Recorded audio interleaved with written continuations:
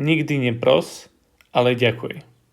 Práve to tvrdí Neale Donald Walsch v jeho knihe Konverzácie s Bohom. V tejto prvej epizóde sa pozrieme na to, ako sa naladiť na to, po čom túžime a ako s väčšou pravdepodobnosťou si to privolá do našej reality podľa Neala. Budeme vychádzať z poznatkov Neala a budeme sa snažiť rozprávať na úrovni intelektu tak, aby tomu bolo logicky rozumieť. Ešte by som podotkol, že namiesto slova Boh môžete nahradiť akékoľvek iné slovo, s ktorým ste pohodlní alebo spokojní, ako realita, alebo vesmír, alebo podobne. Nemôžeš mať to, o čo prosíš, ani nemôžeš mať nič, čo si praješ. Je to preto, že už tvoja samotná prosba je vyjadrením nedostatku a keď povieš, že po niečom túžiš, vedie to len k tomu, že v tvojej realite vznikne práve táto skúsenosť, túžba. Tento prvý úsek z knihy nám vraví presný opak toho, ako sme zvyknutí o modlitbe alebo prosbe premýšľať. Sme zvyknutí prosiť a neďakovať. Keď začneme ďakovať, môžeme dôjsť do úplne iného cieľa, ako keď prosíme. Správna modlitba preto nikdy nie je modlitbou prosby, ale modlitbou vďačnosti. Preto nikdy nepros, ale ďakuj. Prečo je tomu tak? Realita odpoveda na naše myšlienky a emócie. Nie všetko sa deje len skrz naše vedomé myšlienky a emócie, ale sú to podstatné časti skladačky. Realita je ako kopírka, ktorá kopíruje naše myšlienky. Preto keď túžime po niečom a zotrvávame v chcení, zažijeme viac a viac chcenia v našej skúsenosti.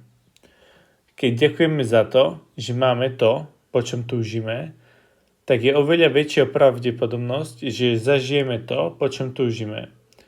Ďakujem za to a to je cesta k hýbaniu reality, ktorá je úmerná s tým, po čom túžime. Ale čo keď sme vďační za niečo a nikdy sa to neukáže? Vďačnosť nemôže byť použitá ako nástroj, s ktorým dokážete zmanipulovať vesmír. Nemôžeš klamať sám sebe. Vaša myseľ pozná pravdu vašich myšlienok. Keď vravíte, ďakujem Bože za to a to, zatiaľ čo ste si istí, že to nie je prítomné vo vašej realite, nemôžete čakať Boha, že bude viac istý ako vy. Boh vie len to, čo vy viete. A to, čo vy viete, sa zobrazí ako vaša realita. Ale ako potom môžem byť skutočne vďačný za niečo, o čom viem, že neexistuje? Viera. Viera v to, že to, čo chcem, môžem dostať. A že vnútorne to už zažívam. A nalaďujem sa na to a tým pádom to sa zjaví aj externe.